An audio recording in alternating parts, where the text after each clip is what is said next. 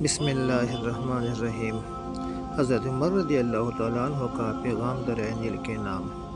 مصر میں زمانہ جاہلیت سے یہ دستور چلا رہا تھا کہ جب بھی دریائے نیل ٹھہر جاتا تو ایک حسین اور خوبصورت لڑکی کو قتل کر کے دریا کے حوالے کر دیا جاتا تو دریائے نیل پھر حسب معمول چل پڑتا۔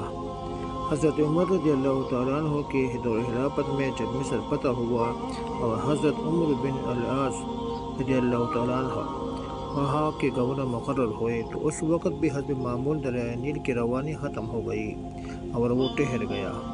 اس موقع پر حضرت عمر بن العاص رضی اللہ تعالیٰ عنہ سے لوگوں نے اس دستور کا ذکر کر کے اس کے مطابق عمل کی اجازت چاہی۔ حضرت عمر بن العاص رضی اللہ تعالیٰ عنہ نے فرمایا کہ یہ جاہلیت کی رسم ہے، ہم ایسا نہیں کریں گے، البتہ امیر المومنین حضرت عمر رضی اللہ تعالیٰ عنہ سے میں مشورہ کروں گا۔ چنانچہ حضرت عمر رضی اللہ تعالیٰ عنہ نے امیر المومنین کو خط لکھا اور اس واقعہ کی پوری تفصیل بیان کر کے مشورہ چاہا۔ امیر المومنین حضرت عمر رضی اللہ تعالیٰ عنہ اس کے جواب میں دریائے نیل کے نام ایک چٹھی روانہ فرمائی اور حضرت عمر رضی اللہ تعالیٰ عنہ نے کو لکھا کہ وہ چٹھی دریائے نیل میں ڈال دے۔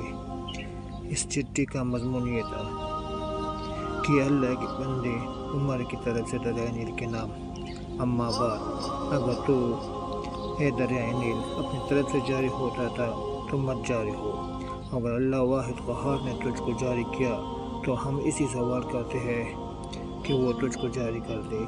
حضرت عمر بن العاص نے یہ چٹھی دریائے نیل میں ڈال دی۔ ڈالنے ہی تاکہ دریائے نیل خوب تیزی کے ساتھ روا ہو گیا۔ البدایہ والنہایہ، تاریخ الحلقہ 113۔